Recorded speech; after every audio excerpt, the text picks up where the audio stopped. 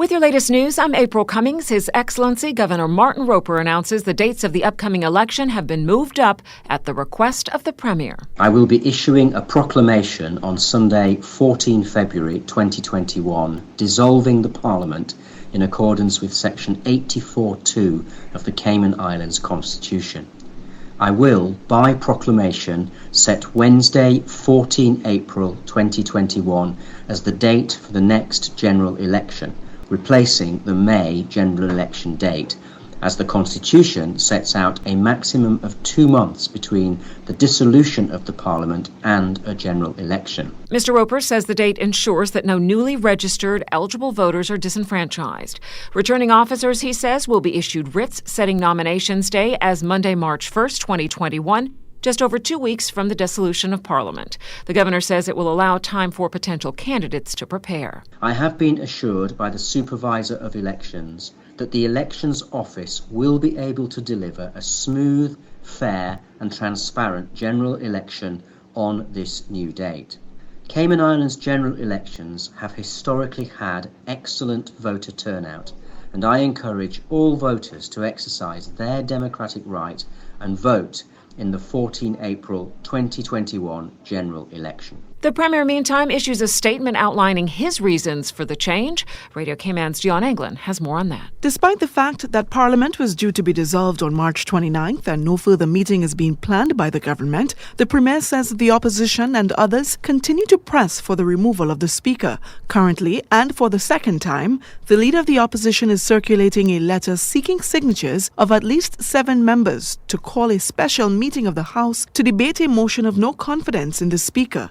The Premier says it is plain that as long as the Honourable Makiva Bush remains as Speaker, the controversy over his recent convictions will not abate. The Premier says he believes the forcible removal of Mr. Bush by the government would threaten the stability of the government, and if that were to occur, it is almost certain that the Governor would be forced to dissolve the Parliament in any event. Citing concerns about creating rancor in the community and likely amongst members of the unity government, as well as serving as a distraction to the critically important work they are engaged in, the Premier says he has determined that it is in the best interest of the company for Parliament to be dissolved immediately, which will have the effect of vacating the seat of the Speaker. Mr. Bush will no longer be the Speaker of the House and the country by way of earlier elections, which will determine who they wish to serve as their representatives. This includes the voters of West Bay West deciding whether they wish Mr. Bush to be re-elected to Parliament. Reporting for Radio Cayman News, I'm Dion Anglin. Chief Medical Officer Dr. John Lee reports 165 COVID-19 tests have been carried out since our last report on Tuesday. All are negative for COVID-19. The number of people in isolation is at 798. A 34-year-old West Bay woman and a 58-year-old Northside man are under arrest, suspected of consumption of ganja and possession with intent to supply. A police operation in Northside in the vicinity of Further Road led to the arrest after officers searched a property and found ganja plants as well as bags of what appeared to be ganja.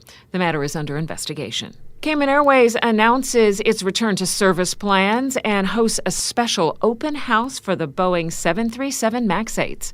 Radio Cayman's Felicia Rankin-Solins has more. It's been 23 months since the Boeing 737-8 aircrafts have been grounded, but after extensive changes and updates, they are ready to take to the skies. But before they do, Cayman Airways wants the public to take a behind-the-scenes tour of the aircraft. The objective of this event is to help renew public confidence in the Boeing 737-8 aircraft series by giving them the opportunity to not only walk through the aircraft themselves, but also to meet with local Cayman Airways pilots and crew, ask them any questions they may have, and to learn why our local pilots themselves feel comfortable flying their friends and family on these aircraft. After 2 Boeing MAXs crashed, the Lion Air Flight 610 and Ethiopian Airlines Flight 302, the aircraft received intense scrutiny and investigations globally to ensure safety. Olivia Scott Ramirez, Senior Marketing and Public Relations Manager for Cayman Airways, assures they have gone above and beyond. Most Cayman residents know our Cayman Airways pilots and crew personally. They're either related to them, they grew up together, or they know them through their work in the community. We hope the public will walk away from this event with a renewed sense of trust and confidence in our local pilots, knowing that our Caymanian pilots would only fly their friends and family on aircraft that they themselves are confident, without a shadow of a doubt, are safe to fly. The aircraft tour takes place at the Cayman Airways hangar on Owen Roberts Drive, February 13th from 10 a.m. to 2 p.m. The Cayman BRAC Residence Tour happens on Thursday, February 18th at the Charles Kirkconnell International Airport between 11 a.m. and 1:30 p.m. For Radio Cayman News, I'm Felicia Rankin-Solins. The first passenger flight with the 737 MAX 8 aircraft will be February 18th to Cayman BRAC with government officials, staff, and invited guests. The main reason for this is most important, to own a duty of care to ourselves and others. What do you think that means? The Cayman Islands Fire Service holds in-house training on dynamic risk assessment as the service works to enhance responding officers' knowledge and practices with regard to risk assessment. This process allows individuals to identify a hazard and make quick decisions in regard to their own safety. The course was facilitated by Officer Goddard in conjunction with the training unit.